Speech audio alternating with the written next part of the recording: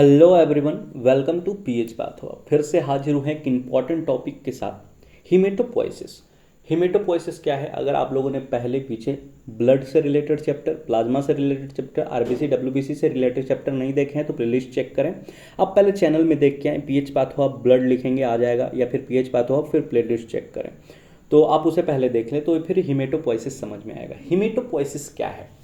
हीमेटोपोइसिस का मतलब किसी भी वर्ड के बाद प्रीफिक्स लग जाए, मतलब अंतिम का जो वर्ड हो वो सिस लग जाए, तो उसका मतलब जनरली हो जाता है बनना, डेवलप होना। हमेशा याद करें, किसी भी चीज़ के साथ सिस लग जाए मतलब उसका मतलब बढ़ना।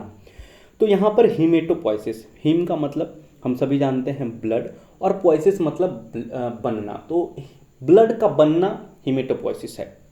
अगर थोड़ा सा इसे हम वर्ड के हिसाब से ढालें तो production, development, differentiation and maturation of blood cell is known as haematopoiesis. ये बिल्कुल सटीक, छोटा और सिंपल उदाहरण है, सिंपल डिफिनेशन है कि हीमेटोपोइसिस क्या होता है। पहला है प्रोडक्शन, मतलब निर्माण होना, किसी भी चीज़ का निर्माण होता है उसे प्रोडक्शन कहा जाता है। दूसरा है डेवलपमेंट, डेवलपमेंट मतलब इसका बढ़ोतरी, ये कैसे कैसे डिवाइड करेंगे, आगे बढ़ेंगे। डिफ्रेंसिएशन, डिफ्रेंसिएशन मतलब कैसे ये गुणन करेंगे।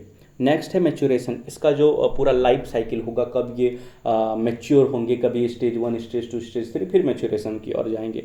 और ब्लड सेल का, ब्लड सेल के साथ ये सारी घटनाएं होगी, चाहे वो आरबीसी ब्लड सेल के साथ हो, रेड ब्लड सेल, या फिर डब्ल्यूबीसी के साथ हो, या फिर प्लेटलेट्स के साथ हो। ये तीनों जो कंपाउंड होंगे ये उसके अंतर्गत आएगा, जिसे हम हीमेटोपोइसिस कहेंगे। क्या कहेंगे? हीमेटोपोइसिस। अगर आपने हीमेटोपोइसिस समझ लिया तो आगे आने वाले जितने भी इरिथ्रोपोइसिस आएंगे, ये फिर या फिर प्लेटलेट के लिए आएंगे, या फिर डब्ल्यूबीसी ल्यूकोपोइसिस आएंगे, या फिर थ्रोम्बोपोइसिस आएंगे, आपका सारा टॉपिक क्लियर हो जाएगा अगर आपने हीमेटोपोइसिस समझ लिया। एक मैं अभी डायग्राम के माध्यम से आप लोगों को समझाने की कोशिश करूंगा कि आखिर ये हीमेटोपोइसिस का स्टेज कैसे कैसे है और ये डेवलपमेंट कैसे कैसे होता है। ये फर्स्ट पार्ट है।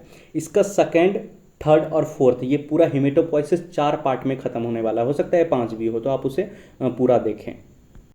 मैंने आप लोगों को ये डायग्राम दिखाने की कोशिश की है। लिखा हुआ है development of blood corpuscles. Corpuscles का मतलब ब्लड के सेल्स।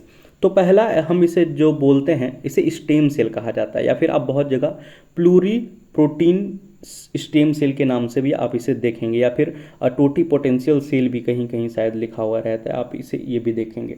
तो मुख्यतः स्टेम सेल को हम याद रखें 2 भागों में बांटेंगे। पहला माइलॉइड सीरीज, और दूसरा लिम्फोइड सीरीज या फिर लिम्फोसाइटिक सीरीज, दोनों कह सकते हैं, माइलॉइड सीरीज या फिर लिम्फोइड सीरीज।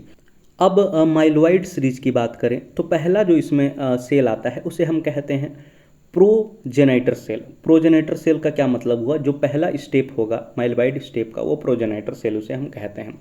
तो पहला लिखा हुआ है BFU या फिर CFU। BFU या फिर CFU का मतलब हुआ सी क्लोनी, एफ का मतलब फॉर्मिंग, यू का मतलब यूनिट, क्लोनी फॉर्मिंग यूनिट, ई का मतलब हुआ इरिथ्रोसाइट।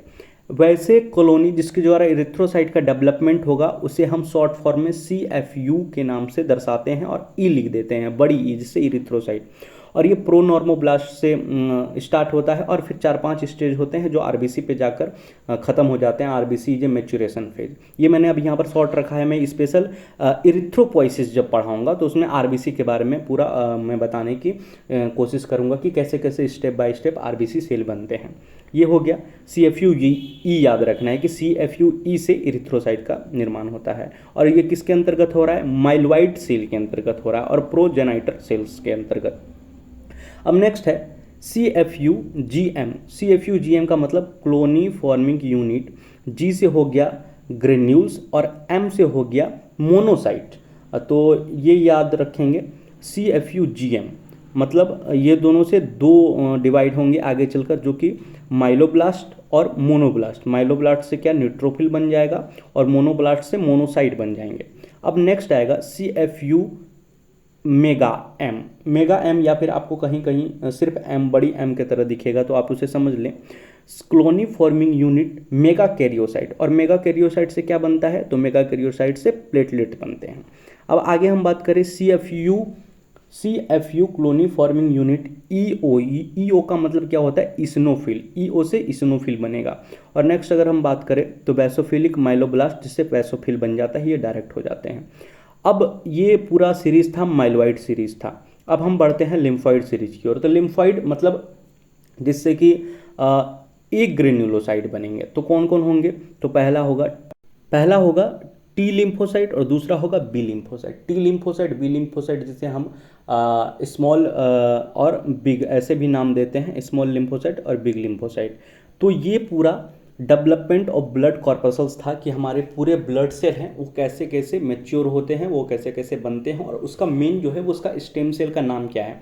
अधिकतर एमसीक्यू में आप लोगों को ये क्वेश्चन पूछे जाते हैं, आपको बहुत बारीकी से इस पिक्चर को याद रखना है। और CFU मतलब क्रोनी फॉर्मिंग यूनिट, ये वाला टॉपिक आपको पूरी दिमाग में हमेशा कवर अप होना चाहिए, याद रहना चाहिए। आप इस फिगर को अपने नोटबुक में बनाएं और याद करने की कोशिश करें। और फिर इसके बाद जो नेक्स्ट वीडियो है वो होगा एरिथ्रोसाइट की, एरिथ्रोपोइसिस के ऊपर, कि कैसे अब हम पढ़ेंगे माइलोइड सेल से, CFUE से RBC सेल का निर्माण होता है, RBC सेल बनने में कितने स्टेप लगते हैं।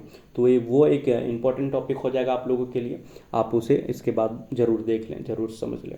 थैंक यू एवरीवन, उम्मीद है आप लोगों को ये पूरा टॉपिक समझ में आया होगा। आपके प्यार दुलार की ज़रूरत है। वीडियो अगर समझ में आया हो तो आपसे बस एक ही चीज़ मांगता हूँ, आपका प्यार मिले, लाइक मिले, कमेंट मिले, सब्सक्राइब मिले, अपने दोस्तों के ग्रुप में शेयर करें ताकि उनका भी कुछ हेल्प हो पाए।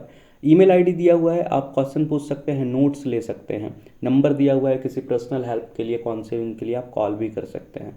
Thank you everyone. PH patho hub को देखने के लिए बहुत बहुत बहुत बहुत धन्यवाद।